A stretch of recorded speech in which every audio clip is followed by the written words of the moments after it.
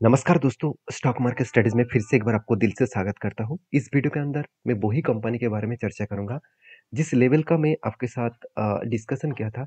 वो levels finally breakout होने का कोशिश कर रहा है और कुछ कंपनीज के ऊपर फाइनली टारगेट के लेवल्स में जा चुके हैं।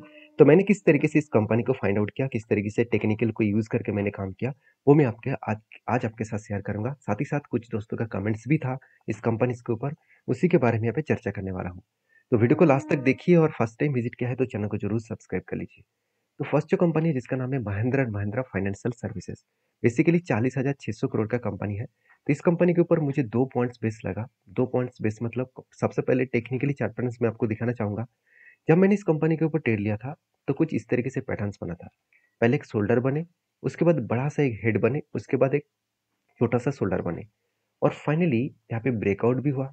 फाइनली देखा जाए तो यहाँ पे strongly breakout and breakout confirmation भी हुआ।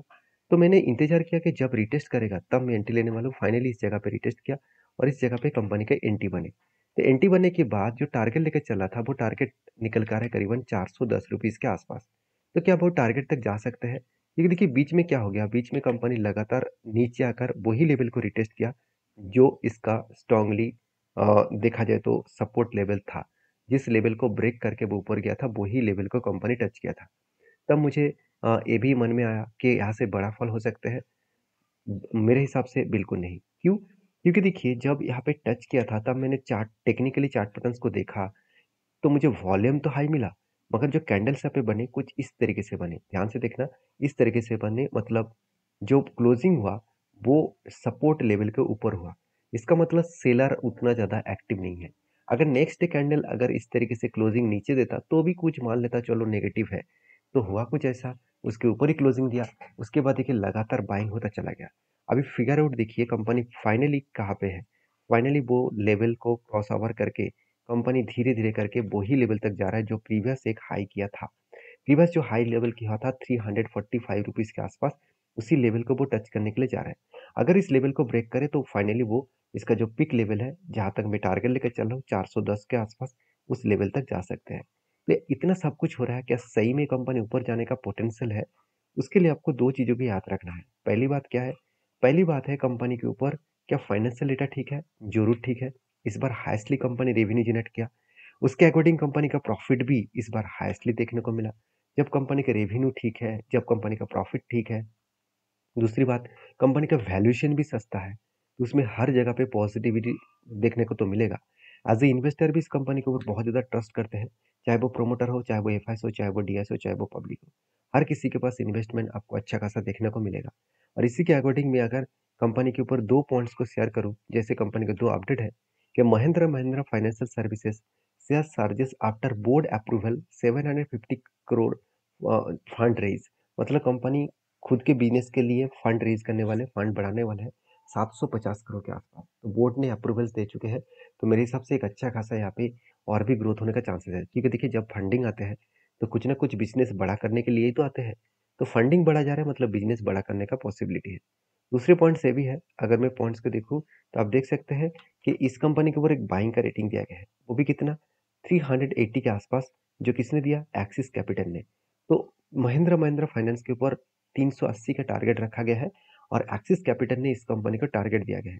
तो फाइनली अभी कितना चल रहा है? अभी चल रहा है 328 के आसपास। तो 380 का मतलब होता है कुछ इस तरीके से पिक लेवल। तो देखिए कोई बड़ा इंस्टीट्यूशन ने टारगेट दिया है तो कुछ ना कुछ सोचकर ही दिया होंगे। तो फिर भी किसी किसी को देखकर ब्लाइंडली काम नहीं करना है कि चलो इसने टारगेट दिया मैं इस टारगेट को फॉलो करके चलूँ। अगर आपको ये लग रहा है कि मैं जितने सारे ट्रेड आपको दिखा रहा हूँ वो ज़्यादा से ज़्यादा ट्रेड में टारगेट हो रहा है तो चलो मैं मेरे वीडियो देखकर भी आप डायरेक्टली काम कर लेंगे, ऐसे बिल्कुल मत करिए। आपकी कुछ ओपिनियंस तो होना चाहिए। अगर आपके कुछ ओपिनियंस नहीं है तो आप एक बार आपको फाइनेंशियल एडवाइजर के साथ बातचीत करके काम करिए, क्योंकि पैसा आपका मेहनत का है। आप ऐसे ही किसी भी कंपनी के ऊपर ब्लाइंडली ट्रेड मत ले लेना। आपको थोड़ा सा मतलब बैक टेस्टिंग करके देखना चाहिए क्या स्ट्रेटेजीज में कितना दम है। तो नेक्स्ट जो कंपनी है उसका नाम है बाटा इंडिया। तो बाटा इंडिया के बारे में बात करूँ क्योंकि मुझे बहुत दिनों से कमेंट्स आ रहा था बाटा इंडिया के बारे में चर्चा करने के लिए। तो देखिए बाटा इंडिया के मैं सबसे पहले बात करूँ तो पिछले दिन में रिलैक्सो के ऊपर भी चर्चा किया था। आप मतलब पिछले वीडियो में आप जाकर देख सकते हैं। तो बाटा का भी सेम हालत है। बाटा को चार्ट को देखेंगे तो कंपनी देखिए लगातार लगातार एक सेलिंग मोमेंटम को कंटिन्यू कर रहा है। तो अगर एक ट्रेंड को मैं ड्रॉ करूँ तो ध्यान से देखना, company totally totally negative trend है, टोटली। ध्यान से इस चीज़ों को देखना कि टोटली कंपनी नेगेटिव ट्रेंड के हिसाब से आगे बढ़ रहा है। अगर कंपनी नीचे आए तो वो कहाँ तक आ सकता है? देखिए पहले जो एक सपोर्ट लेवल है वो उसको तो टेस्ट कर चुके हैं। नेक्स्ट सपोर्ट लेवल को अगर बात करूँ तो नेक्स्ट सपोर्ट लेवल कहाँ तक मिल सकते हैं? जो कुछ 1080 रुपीज़ के आसपास है।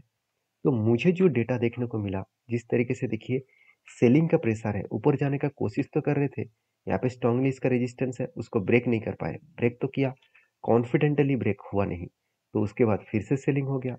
मतलब बार-बार वो नीचे इस लेवल को टच करने का कोशिश कर रहा है, जो लेवल निकल कर है 1290 के आसपास। तो अगर इस लेवल को फिर से टेस्ट करें और उसके बाद अगर और भी एक ब्रेकआउट देखने को मिले तो सोचना कंपनी के तो भारी भरकम फॉल देखने को मिलेगा। जो लेवल निकल कर है 1080 के आसपास। तो देखिए मेरा व्यू है, मुझे सपोर्ट रेजिस्टेंस के बेसिस में इस तरीके से व्यू देखने को मिला। टेक्निकली बहुत सारे पैटर्न्स होते हैं, बहुत सारे इंडिकेटर्स होते हैं, उसके अकॉर्डिंग आपको शायद कुछ दूसरा कुछ लेवल्स देखने को मिल जाए। तो मैं हमेशा सपोर्ट रेजिस्टेंस के बेसिस में काम करता हूँ। मेरे चार्ट में कोई भी टेक्निकली चार्ट पैटर्न्स आपको नहीं दिखेगा, सिर्फ कुछ पैटर्न्स के बेसिस में मैं काम करता हूँ। अभी मुझे कुछ इस पैटर्न्स देखने को नहीं मिला और दूसरी बात मुझे सेलिंग प्रेशर ज़्यादा देखने को मिला। मुझे लगता है अच्छा खासा एक भारी भरकम फॉल देखने को मिल सकता है। बाकी इस कंपनी के ऊपर अगर मैं टोटल बाकी डिटेल्स को देखूँ, जैसे कंपनी के फाइनेंशियल डिटेल्स को देखूँ, तो मुझे अभी भी क्लियर कट विज़न तो नहीं मिला। चलो सेल्स तो बढ़े, मगर प्रॉफिट क्या बढ़े? हाँ, प्रॉफिट ज़बरदस्त हुआ। तो जो कंपनी का सेल्स ठीक है, प्रॉफिट ठीक है, तो कंपनी भाग क्यों नहीं रहा? क्योंकि देखिए पूरा का पूरा सेक्टर की हालत खराब है। अगर मैं सेक्टर वाइज बात करूँ तो चलो एक बार आपको दिखा भी देता हूँ। देखिए पूरा सेक्टर का सेल्स देखिए कितना बुरी तरीके से सेल्स का हालत है। अगर सेल्स को देखेंगे तो 0.08 के आसपास, परसेंटेज के आसपास। प्रॉफिट ग्रोथ तो नेगेटिव है। तो पूरा सेक्टर का हालत खराब है, पूरा सेक्टर का। आप सेल्स देखिए, प्रॉफिट देखिए। जब पूरा सेक्टर का हालत खराब होते हैं उस टाइम कितना भी आप अच्छा परफॉर्मेंस कर ले तो उसका भी ग्रोथ खराब होता हुआ देखने को मिलेगा। जैसे मेट्रो बैंक पिछले क्वार्टर्स तक ठीक-ठाक था, इस क्वार्टर में हालत देखिए, बुरी तरीके से पिटाई हो चुके हैं। तो कहने का मतलब है, आप इस चीज़ों को जब समझ कर काम करेंगे तो आपको सब कुछ क्लियर दिखेगा। अगर ना समझ कर काम करेंगे तो आप बुरी तरीके से फँस सकते हैं। तो मेरा व्यू आपके साथ शेयर किया, आपके क्या व्यू है? ज़रूर मुझे कमेंट्स करके बता सकते हैं। तो नेक्स्ट जो कंपनी है उसका नाम है टाइटन। देखिए टाइटन के ऊपर भी मुझे बहुत दिनों से कमेंट किया जा रहा था। तो टाइटन का जो मेरा व्यू है वो मैं आपको बता दूँ। टाइटन के ऊपर जब ब्रेकआउट हुआ था तब मैंने आपको ये भी मेंशन किया कि टाइटन का जो नेक्स्ट लेवल है वो पीक लेवल तक हो सकता है। पीक लेवल मतलब इसका लाइफ टाइम हाई का लेवल हो सकता है। जो लेवल निकल कर है 3876 के आसपास। तो 3873 के आसपास इसका लेवल एक्चुअली देखने को मिला। तो मैंने क्यों बताया कि इस हाई लेवल तक जाने का चांसेस है। देखिए जब कंपनी किसी भी कंपनी से अगर करेक्शन होता है ना, तो वो सबसे पहले वो ढूँढता है कि इसका सपोर्ट कहाँ पे है।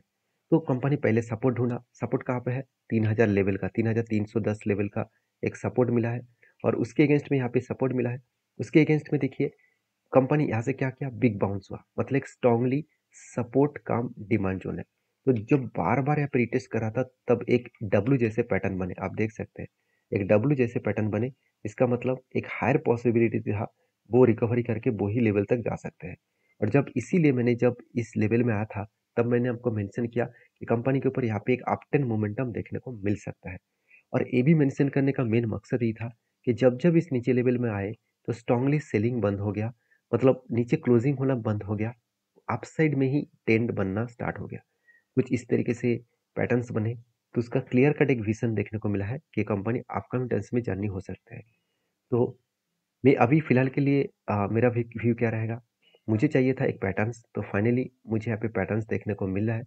तो मुझे लगता है यहाँ पे जो पैटर्न्स बनने जा रहा है, वो पैटर्न्स अगर कंप्लीट हो जाए और कब तो बन चुके हैं, अगर एक हैंडल पैटर्न बने, तो एक बड़ा धमाका यहाँ पे बन सकते हैं। तो मेरे हिसाब से बेस्ट तरीके से सिचुएशन बनता हुआ देखने को मिले, जो सिचुएशन कंपनी को आगे बढ़ाने के लिए, बूस्ट करने के लिए काफ़ी है। बाकी आपकी क्या व्यू है, आपकी क्या राय है? ज़रूर मुझे कमेंट्स करके बताना। नेक्स्ट जो कंपनी है उसके बारे में चर्चा करूँ, उसका नाम देख सकते हैं स्वस्तिक जो इन्वेस्टमेंट लिमिटेड है। तो स्वस्तिका इन्वेस्टमेंट लिमिटेड जो लिमिटेड कंपनी है, 380 करोड़ का कंपनी है। कंपनी के ऊपर अपडेट यही है कि कंपनी 25 तारीख को आपको स्प्लिट देने वाले थे। फाइनली आज के दिन वो दिन आ चुके हैं। तो कितने सारे लोगों को स्प्लिट मिला? ज़रूर मुझे कमेंट्स करना क्योंकि कंपनी 1 के बदले आपको 5 शेयर देने जा रहे थे। तो मेरे इस वीडियो के अंदर अगर कोई भी आपको इन्फॉर्मेशन अच्छा लगे तो प्लीज़ एक लाइक करना, चैनल को सब्सक्राइब भी करना। मिलते हैं नेक्स्ट वीडियो में, तब तक के लिए धन्यवाद।